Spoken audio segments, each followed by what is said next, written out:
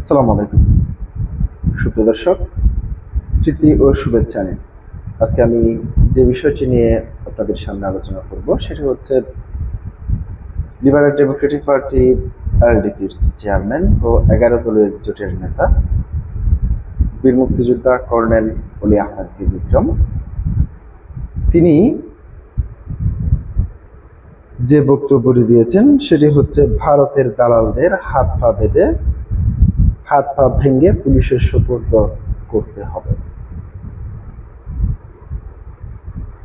ভারতের দালালদের বিরুদ্ধে কঠোর অবস্থানের কথা উল্লেখ করে তাদের হাত পা ভেঙে পুলিশের সোপর্দ করার পরামর্শ দিয়েছেন লিবারেল ডেমোক্রেটিক পার্টি এলডিপির চেয়ারম্যান কর্নেল অলি আহমেদ বীর বিক্রম শনিবার 16 মে বিকেলে গণভোটের রায় বাস্তবায়ন, জনদুর্ভোগ লাঘব এবং পদ্মার পানি ন্যায্য হিস্যের দাবিতে রাজশাহীর মাদ্রাসা ময়দানে আয়োজিত সমাবেশে তিনি এসব কথা বলেন। অলি বলেন, বিদেশি দালালদের কারণে আমাদের গত 19 বছরে অনেক কষ্ট পেয়েছি। এদের চিহ্নিত করতে হবে, তাদের হাত পা ভেঙে দিয়ে পুলিশে সোপর্দ করতে হবে।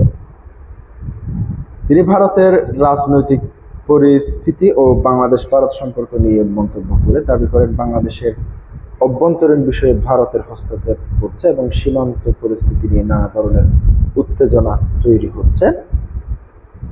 একই সঙ্গে তিনি অতীতের বিভিন্ন রাজনৈতিক ঘটনাও উল্লেখ করেছেন।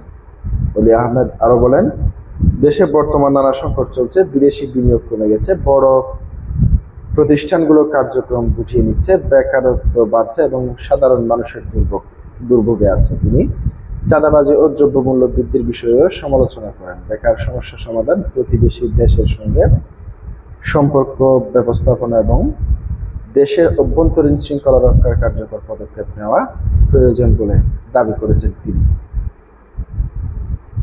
প্রিয় দর্শক, আজকে পর্যন্তই। আসসালামু আলাইকুম ওয়া রাহমাতুল্লাহ।